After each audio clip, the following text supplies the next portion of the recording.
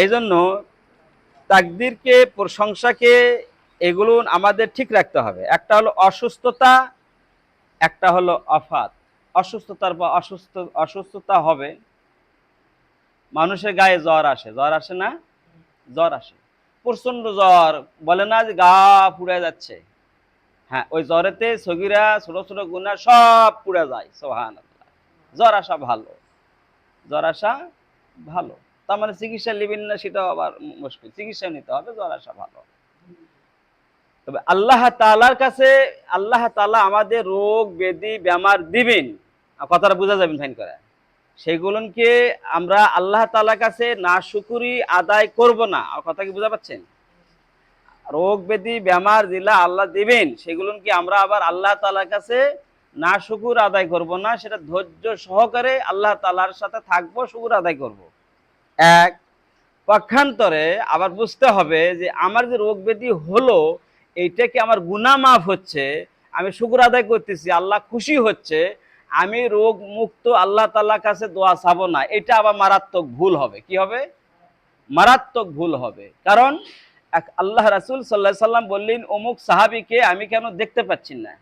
এক সাহাবী বললেন, ইয়া রাসূলুল্লাহ, ওই সাহাবী কয়েকদিন হলে অসুস্থতা হয়ে বাড়িতে শুয়ে আছে। আল্লাহ রাসূল সাল্লাল্লাহু আলাইহি সাল্লাম জামাত শেষ করে সাহাবীদেরকে সাথে নিয়ে ওনার বাসায় গেলেন।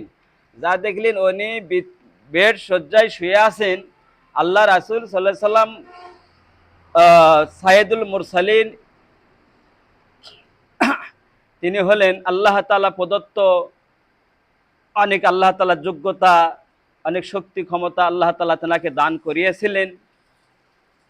আল্লাহ তাআলা ওনাকে অনেক মর্যাদা দান করেছিলেন। মুহাম্মদ রাসূলুল্লাহ সাল্লাল্লাহু আলাইহি সাল্লাম, আমার আপনার নবীকে তিনি দেখা মাত্রই বললেন যে তুমি কি এরকম দোয়া করছো যে আল্লাহ তাআলা আমার গুনাহ মাফ করে দেন, তাতে আমার দুনিয়াতে শাস্তি দেন?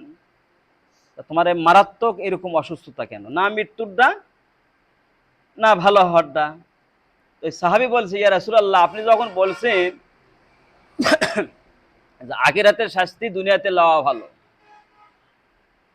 তখন আমি দোয়া করছি, আয় আল্লাহ তাআলা, আমাকে আখিরাতে, কবরে, হাসরের মাঠে জাহান্নামে শাস্তি দেন না, না দিয়ে এই শাস্তি, এই আযাব আমাকে দুনিয়াতে দেন।